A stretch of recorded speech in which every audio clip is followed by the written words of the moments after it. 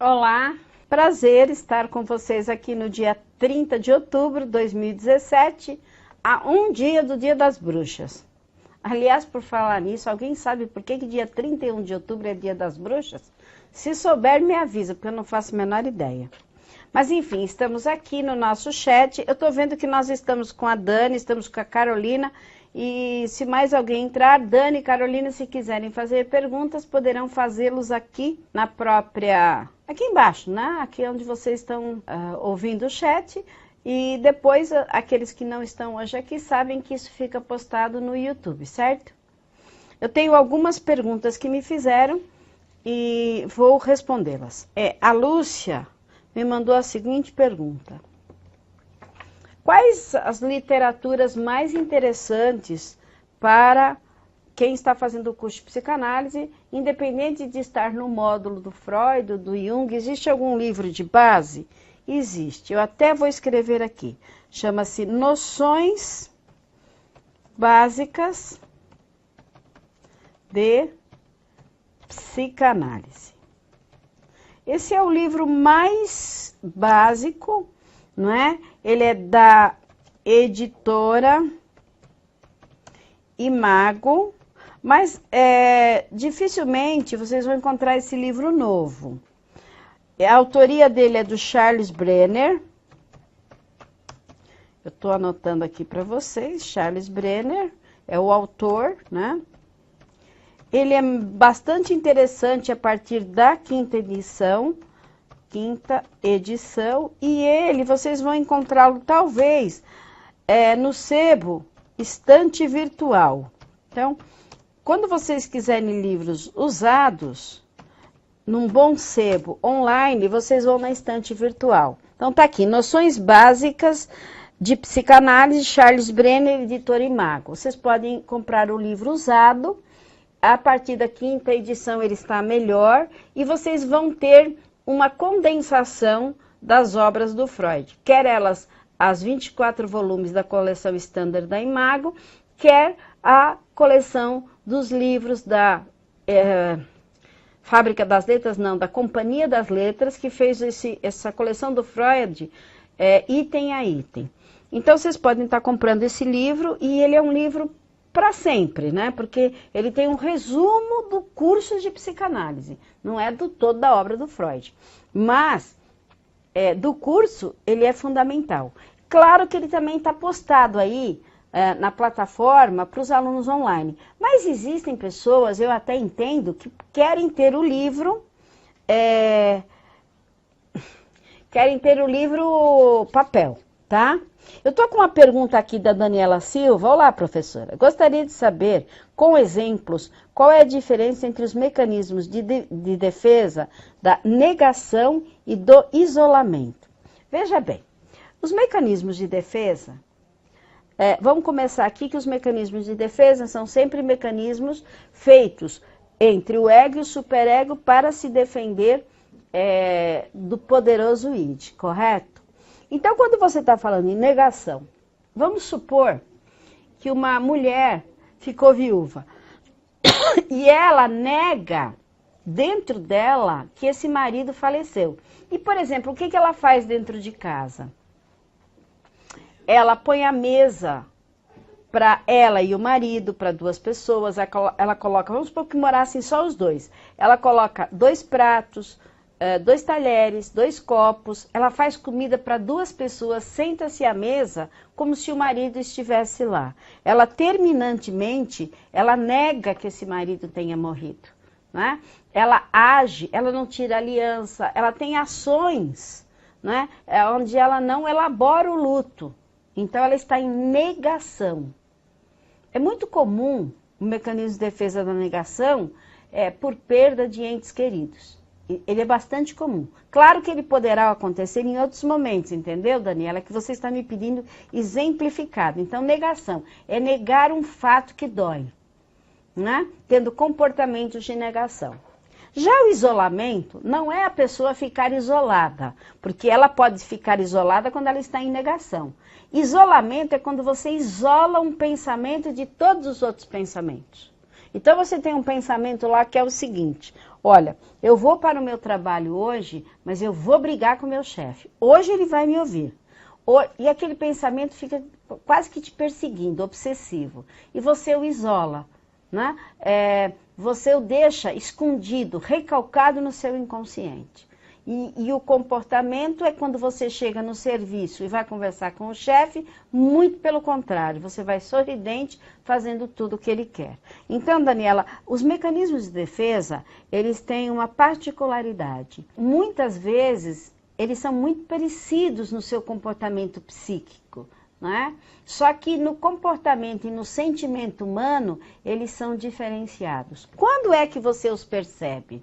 Muito bem, quando você está se submetendo à análise e você, por exemplo, usa desses mecanismos em você própria, então você compreende. Ou então, quando você estiver no seu estágio, no seu atendimento clínico, e o seu paciente apresentar aquele mecanismo, você vai percebê-lo completamente. Porque quando nós fazemos a leitura teórica da psicanálise, ela é bastante diferente da prática, como em tudo. Aliás, é minha palestra neste 12º Congresso de Psicanálise Integrativa, eu vou falar exatamente sobre o fato de que da teoria à prática clínica há uma distância enorme. Então, às vezes, você é um grande teórico, mas tem graves problemas práticos. Tá bom, Daniela? Espero que você tenha compreendido. Caso você não tenha, por favor, continue escrevendo aqui, que é um prazer imenso responder a você e a todo aquele que estiver nos ouvindo.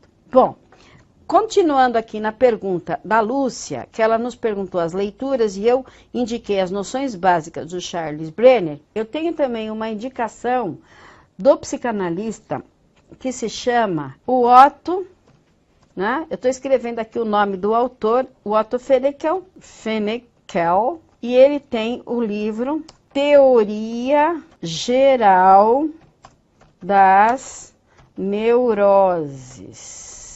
É um livro fantástico, talvez um dos melhores, não escrito pelo Freud, Teoria Geral das Neuroses, da editora Martins Fontes, mas é muito bom. Eu estou indicando livros, gente, pelo seguinte, porque a Lúcia pediu, e os livros, é interessante quando alguém já leu os livros, e depois nos passa esses livros, porque senão a gente vai comprar, muitas vezes pelo título, compra uma porção de livros e não fica satisfeita. E o aluno, e você que já paga o curso, você que já paga a terapia, aquilo que você mais quer é gastar dinheiro com livros, que não é um gasto, é um investimento. Certo? Então, o investimento aqui vai. E eu diria ainda que você tem um autor maravilhoso, um brasileiro, chamado, eu vou escrever para você, ele se chama David Zimmermann.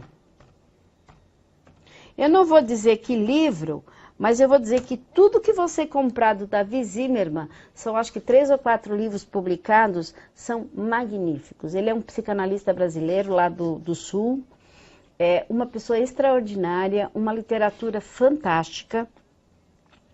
Eu, particularmente, tenho todos os livros do Zimmermann, inclusive o vocabulário de psicanálise.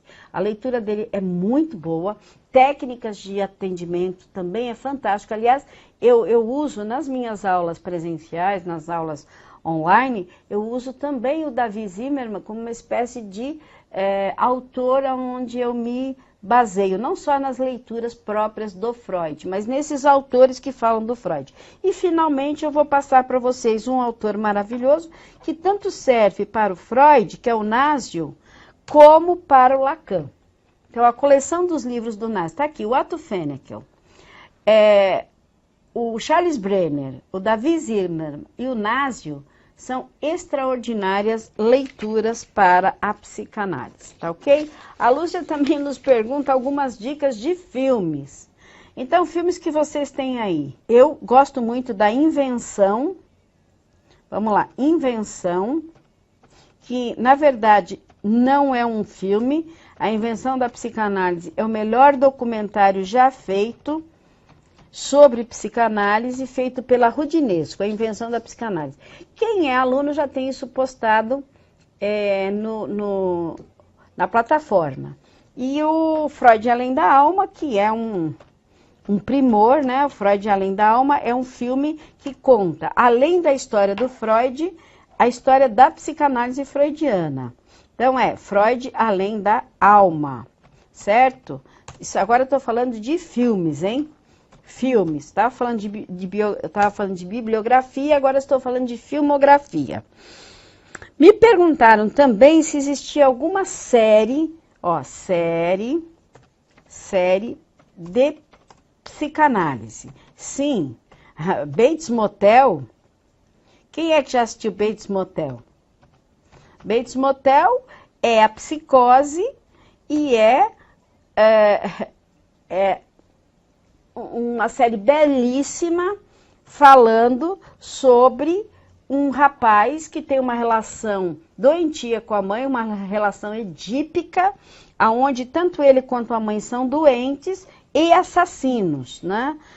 São baseados no filme originalmente chamado Psicose, ok?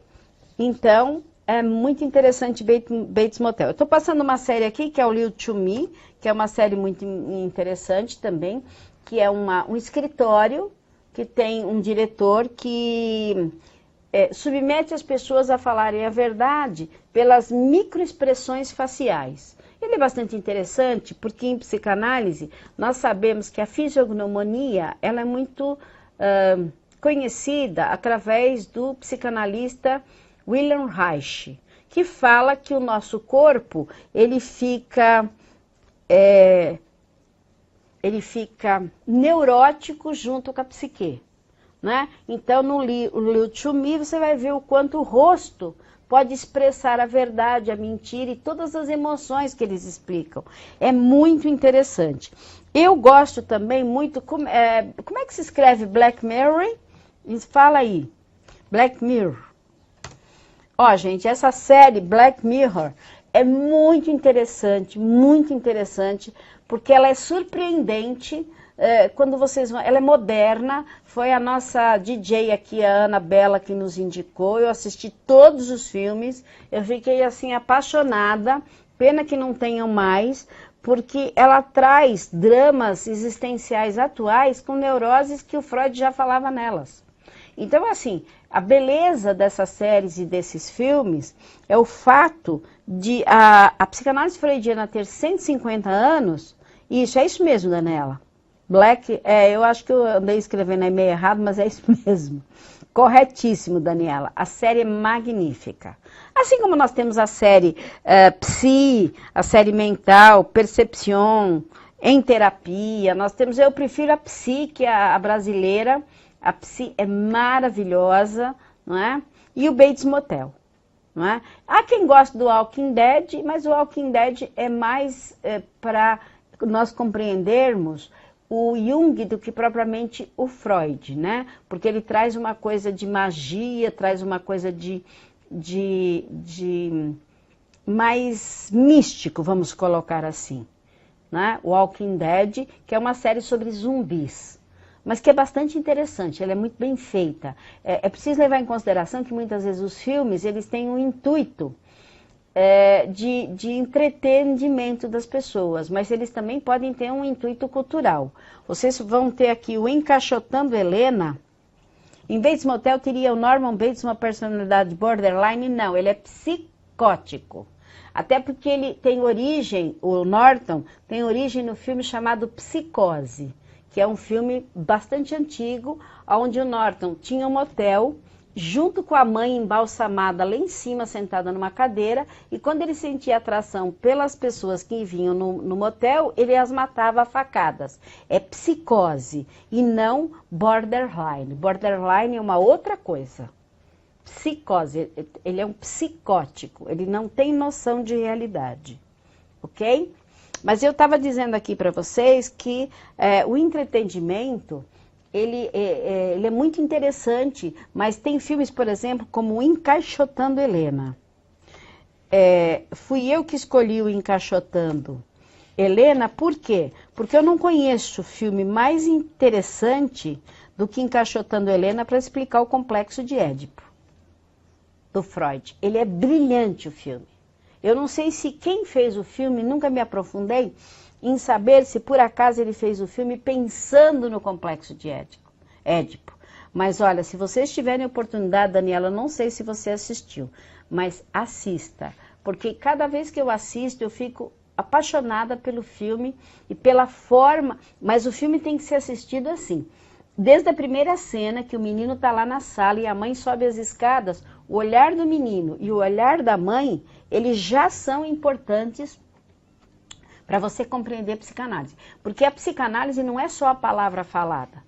Os gestos, a forma como a pessoa anda, como ela gesticula, como ela olha, né? Como ela se comporta, como ela se mexe, tudo é psicanálise. A Daniela nos pergunta, a Norma, a mãe dele? Não, Norman é o rapaz. A mãe não se chama Norma, ele é o Norman, porque no primeiro filme Psicose, o nome dele era Norman. Só que ele já tinha uma mãe que ele já tinha assassinado, embalsamado e sentado numa cadeira de balanço lá no alto do motel. Aí criaram a série Bates Motel, inspirada no filme Psicose, que se você procurar no YouTube o filme Psicose, você vai assistir e entender onde é que foi feita a inspiração para o Bates Motel. Então, há muitas séries que têm inspiração em filmes mais antigos, né? Os norte-americanos, os ingleses, os franceses são muito hábeis em fazer esse tipo de adaptação, não é? De filmes ótimos, antigos e novas séries. Então, assim, sempre que possível, eu passarei para vocês bibliografias e filmografias para que vocês possam enriquecer o curso de psicanálise, tá bem? Nós estamos aqui às 17 horas e 24 minutos do dia 30 de 10 de 2017 e eu gostaria de saber se vocês têm mais alguma pergunta para que a gente possa, então, encerrar aqui o nosso chat de segunda-feira, que é feito aqui com tanto carinho para os nossos alunos. Bom, eu como tutora do curso tenho visto que vocês têm agradecido e têm gostado muito. Então eu também agradeço a vocês por tudo que eu recebo de mensagens através da tutoria, tá? É muito importante o que vocês fazem e eu agradeço imenso. Daniela, sim, professora, a mãe dele não, na série se chamava...